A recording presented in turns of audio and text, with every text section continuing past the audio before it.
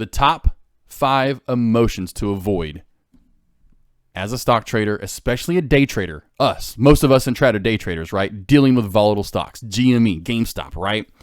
SINO, crazy mover, UUU, KOSS, KOSS, crazy movers. We're seeing it in super nuts lately. And anytime over the last year plus, it's been rather hot for the most part. We're dealing with this a lot of the time. So how, essentially the emotions to avoid when you're trading that will help you become a better trader, essentially, right? And my amazing quote, I just love it, and it struck me right away. I'll never forget when I first heard it. I'm like, oh my God, when I first heard it, I was like, that is just so perfect for stock trading. It's literally was in the Kingsman. I forget it was the first one or the second, the Kingsman movie with little Eggsy. But the older guy, I think it's in the second one, but the older guy looks at Eggsy and says, remember your training. There's no time for emotion in this scenario. He says scenario, but there's no, tomato. But remember this, team. Remember this little quote. Remember your training. There's no time for emotion in this scenario. If you do that and try to conquer that, stick to your plan. Like, here's my plan. I'm going to buy KOSS, I can wait for a dip, or I'm going to buy KOSS in this next breakout over 100 and sell it when over. Any of us in chat that are saying, here's my entry, here's where I'm trying to scale out at. Just stick to that. So remember your training, what you've done too, on top of the fact, like paper trading, all this, that, and the other, what you've done, and try to cancel out any emotion. Just stick to that plan. Of course, it's best to be a stone cold killer, right? And not let emotions get to the best of us, but it takes a while to get there. Again, this is my list, which most of these are pretty much every stock trader's emotions to avoid list, right? But I'll break down each one really to explain how they can affect you and, of course, how to overcome each, said emotion. Number 1, to me, and of course, every list might be different. I'm going to put these in order what I think for the most part, what things can impact you. Although sometimes you can move greed up, you can move, some of these things up, but I think they're kind of all in the order they need to be in. And the one thing that I think hit traders the most is fear. We've all been there, right? I've been over this lesson itself. But fear is most likely the number 1 emotion all traders are going to go through. The unknowing of what's to come, what we don't know or understand, right? Not having maybe a set plan. That doesn't help out when we don't have a plan to stick to. Hesitating on pulling the trigger happens a lot. Pulling the trigger all in itself is just very fearful for a lot of people. The main ways to overcome this are by first educating yourself to the fullest extent. So head over to the video library. Google these terms if you don't understand them. I know, ask us in chat if you want to. Let all that soak in. Then start to paper trade. Get that going right there. Then start paper trading. Get that experience in. The more you trade, the more confident you will become. Now, once you figure that out, right, and that set game plan, right, you've got that, watching the tape for months. Essentially, when I say watching the tape, you're watching stocks over and over and over and over and how they move. Figuring out what works best for you, going short, going long, bounce plays, dip buys, or breakout, whatever. Then going to real money account and starting off small. Don't go big into plays and watch your account build. That's the thing. You don't want to try to go build your account with these going in full, going huge at first if you have a big account. Try to take it smaller at first. It's going to help that fear. Go a little bit smaller and just watch your account build instead of trying to go in big and, I should have, and then lose. You have a bigger chance to lose, right? Just get those trades under your belt. Like Deck always says, when you would walk in, walking, we used to say this one, when you walk in on test day back in the day and you haven't studied, you'd usually probably bomb the test, right? But if you've studied your butt off all night, all week really, what happened most times? You probably did much better than if you didn't study at all. So be prepared from the get-go. The last time you had surgery, you think that was the first time that surgeon probably sat down in front of a patient for surgery? No. Watching, like, say, the Super Bowl coming up. Think any of those guys just picked up a football and they're like, hey, Tom Brady, I want to play with you this weekend. Let's go. He's like, yeah, you know what? Let's do it. Let's play. What? It's called a pigskin? What's that? It's cool. Funny. Throw me the pigskin, Tom. You're not. That's not going to happen. It's going to take years and years, right? So let that understand that things will take time, and that's going to help you with the fear, that little game plan. So start from the beginning, study up, teach yourself, educate yourself, start paper trading, learning your whatever you're good at, forming those plans, sticking to those said plans. Do that for a few months, then go live. Go small at first when you go live. Get those trades under your belt. I promise you that'll help a little bit of maybe that fear if that's set in. Now, number 2, anger. A lot of us want a revenge trade. We want to that's where I almost put impatient number 3 and anger number 2. But I know this gets to a lot of traders. Now, we all are going to lose. Put that in your head. None of us are going to be 1 million trillion percent, 100%. None of us are going to be 100%. No one bats 100%. No one shoots 100%. Nothing. Not going to happen. We can't let that get the best of us. There will be times the stock market goes against you, but that's going to happen to any of us, right? Any play is not always going to go against us. Or go, sometimes we're going, but you get my point. There's sometimes it's not going to happen. We're going to want that bounce play. Bounce play didn't happen. It fell and cracked right on through. Totally understand. You think when Patrick Mahomes throws an interception, he lets that get the better of him? Tom Brady coming up these two quarterbacks? No. No. How many interceptions, by the way, BT dubs?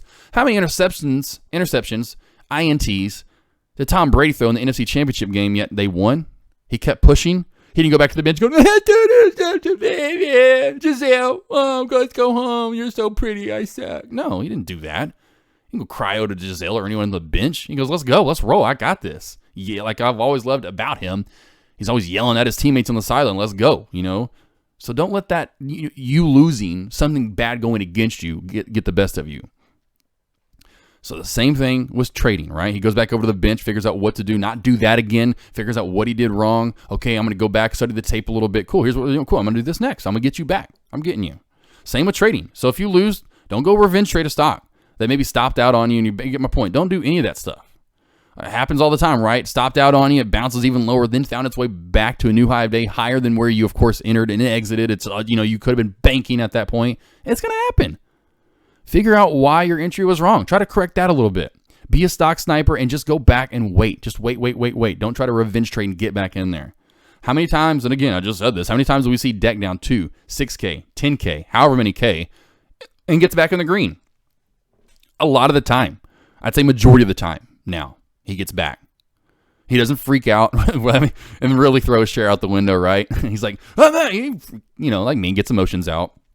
But jokingly, he stays calm, cool, and collected. The 3 C's, right? Calm, cool, collected. Remember those.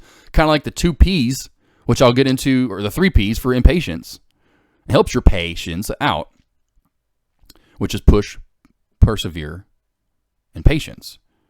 But right here for your anger, stay cool, calm, collected, or calm, cool, collected, however you want to word it, the 3 C's. And he finds his way back like a lot of us try to do now, staying cool, collect, be a stock sniper, be patient. So do the same. When you feel that anger coming, either A, take a break for a few moments, go, gather your emotions, go run, go take a, puff off your cig or your E, whatever you, smoke, or whatever you want to do to kind of relieve your, go make a peanut butter jelly sandwich, put some chips on it and be like, you know what, I'm 3 years old again. Bologna sandwich, that even sounds good. You know what I mean? Just relax, get your head away from it. You need to let that go. Then you can come back in more focused. Or also, you can always go over to paper trading, right? Go, just, what, I'm done for the day. I'm not liking what I'm doing. I want to go retest my skills, regain that confidence, and essentially put that back under my belt and go, okay, I know what I'm doing. Be a stock sniper. No, just go revenge trade right back and forth when you're doing that because it's paper, it's not real. Be a stock sniper. Get those real wins back on your belt. Those help tremendously for your anger. Now, impatience. Again, the 3 P's, right? Push, persevere, patience. You have to push yourself. Push. You're always pushing yourself, right? Learning stuff. Be here every day and chat as much as you can be. Watching, always push. Persevere through all the BS that's going to happen. You're going to lose. Persevere. Push, and persevere. And you have to be patient with a Y because it pays off to be patient, team. Now, back to the overall saying besides the 3 P's to help you get through it. The great old saying in chat, as we say, patience with the Y. Such a virtue, honestly, to have here in stock trading. Like many stocks, slow and steady movers, and we will see that end up paying out huge in the end if you hold throughout the day. The trend line, especially if you're down in low and you're on the trend line, totally understand that. Buying in on a play and it's hovering at your entries, stick to your stop loss. Wait for your confirmation to sell, So wherever you get in on these plays, you see it continue to move stick to the main thing is learning to play and stick to it. But again, be patient with your plays. Sometimes they are slow and steady. Sometimes they don't come right down to your support area and go, oh, back up 30 cents. Here's your bounce play. No, that's not going to happen every time. Sometimes we want that. Yeah, that's the bounce we do want, but that doesn't happen every time. So stick to all that. Be patient with everything you do, waiting for a play. Don't force your way into things. No, and every play you do get into, form that plan. Know what you're doing before you get into it. Another key thing, as I mentioned all the time, is just being a stock, like I said, being a stock sniper, waiting for your play to come to you.